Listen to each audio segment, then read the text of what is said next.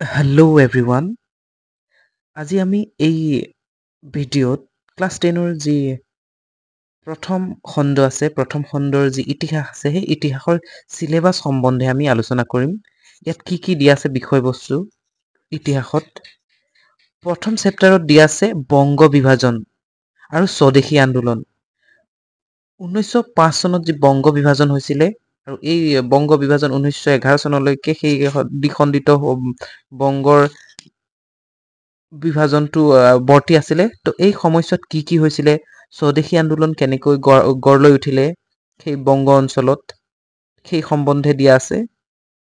ইয়াৰ দ্বিতীয়টো চেপ্টাৰত দিয়া আছে মহাত্মা গান্ধীৰ আৰু ভাৰতৰ স্বাধীনতা সংগ্ৰাম। তো ইয়াত মহাত্মা গান্ধী ভাৰতলৈ যেতিয়া আফ্ৰিকাৰ পৰা ঘূৰি আহিলে 1915 চনত, সেই সময়ছোৱাৰ পিছৰ পৰা তেওঁ কিদৰে ভাৰতৰ ৰাজনৈতিক ক্ষেত্ৰখনত ব্ৰিটিছৰ বিৰুদ্ধে এক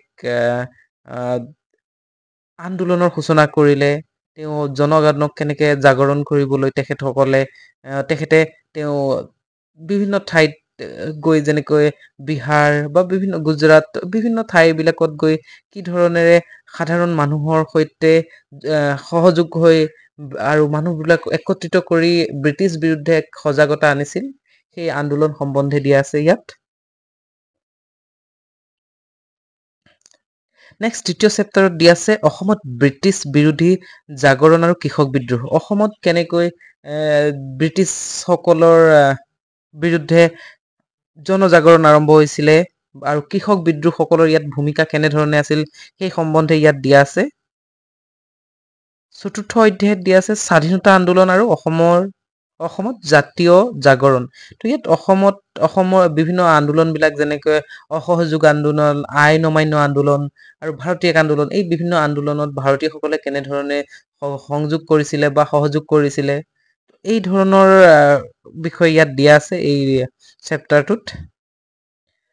আৰু পঞ্চম চেপ্টাৰত দিয়া আছে ভাৰত আৰু উত্তৰ পূৰ্বাঞ্চলৰ সাংস্কৃতিক ঐতিহ্য।